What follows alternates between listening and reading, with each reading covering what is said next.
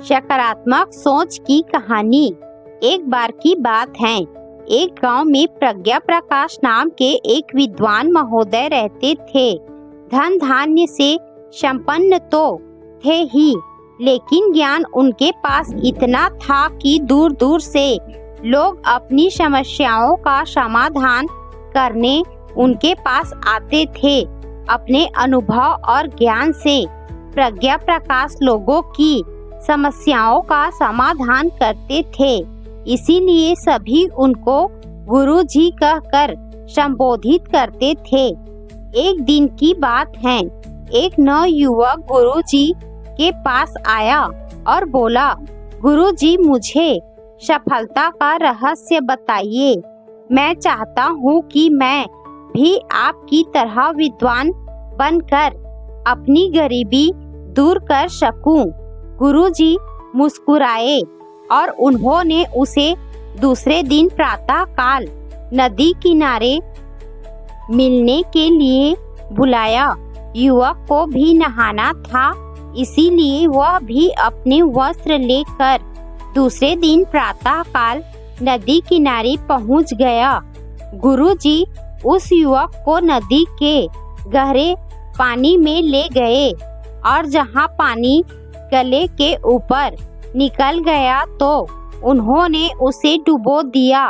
थोड़ी देर युवक छटपटाया, फिर उन्होंने उसे छोड़ दिया।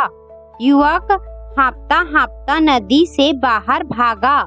जब उसे सुध आई तो बोला, आप मुझे मारना क्यों चाहते हैं? गुरुजी बोले, नहीं भाई, मैं तो तुम्हें सफलता का रहस्य बता रहा था। अच्छा बताओ, जब मैंने तुम्हारी गर्दन पानी में डुबो दी थी, उस समय तुम्हें सबसे ज्यादा इच्छा किस चीज की हो रही थी? युवक बोला, सांस लेने की। गुरुजी बोले, बस यही सफलता का रहस्य है। जब तुम्हें सफलता के लिए ऐसी ही उत्कंठ इच्छा होगी, तब तुम्हें सफलता मिल जाएगी। इसके अलावा और कोई रहस्य नहीं है। शिक्षा। दोस्तों, आप जीवन में किसी भी चीज को पाना चाहते हो तो उसे आपका बेइंतहा चाहना जरूरी है। मतलब हर समय आपको उसे पाने के बारे में सोचना चाहिए। अगर ऐसा नहीं है तो शायद आप उसे देर से पाओ या शायद ना भी पाओ।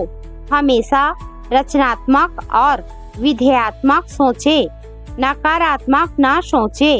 जब सोचने की बात आती है तो ज्यादातर लोग ये नहीं समझ पाते हैं कि क्या सोचना चाहिए।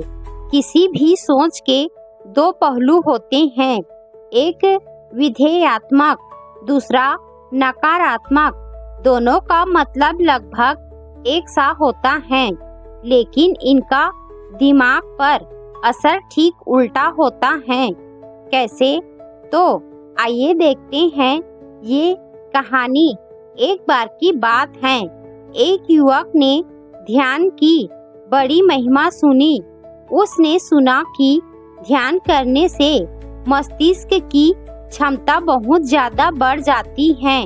अतः उसने ध्यान की विधि सीखने की ठानी ली। ध्यान की विधि सीखने की इच्छा से वह एक योगी जी के पास पहुंच गया।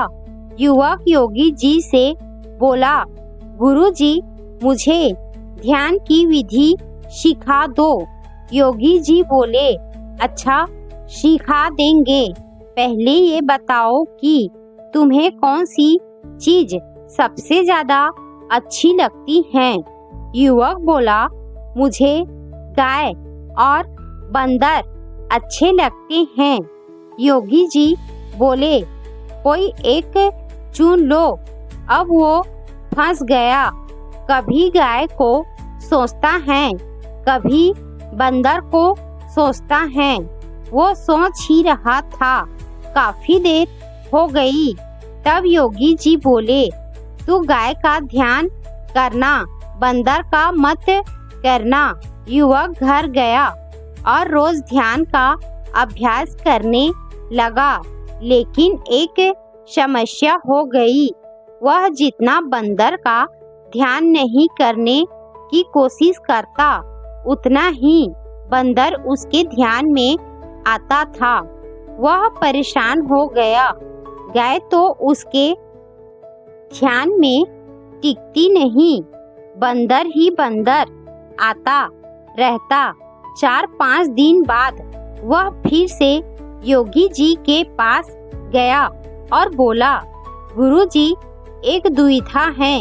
जितना मैं बंदर का ध्यान नहीं करने की कोशिश करता हूँ, उतना ही बंदर मेरे ध्यान में आता है। गाय तो टिकती ही नहीं।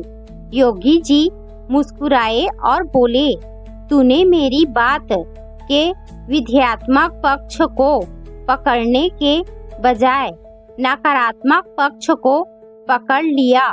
अगर तू गाय का ध्यान करना है, इस बात को पकड़ लेता तो गाय का ध्यान ही करता, लेकिन तूने बंदर का ध्यान नहीं करना, इस बात को पकड़ लिया, इसीलिए केवल बंदर का ध्यान ही आया।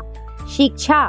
दोस्तों, इस छोटी सी कहानी से यह शिक्षा मिलती है कि मनुष्य को हमेशा विध्यात्मक सोचना चाहिए। ध्यान का यही सूत्र है। क्या छोड़ना है, इस पर ध्यान देने की बजाय क्या पकड़ना है, इस पर ध्यान दिया जाए तो हम बेहतर ध्यान कर पाएंगे।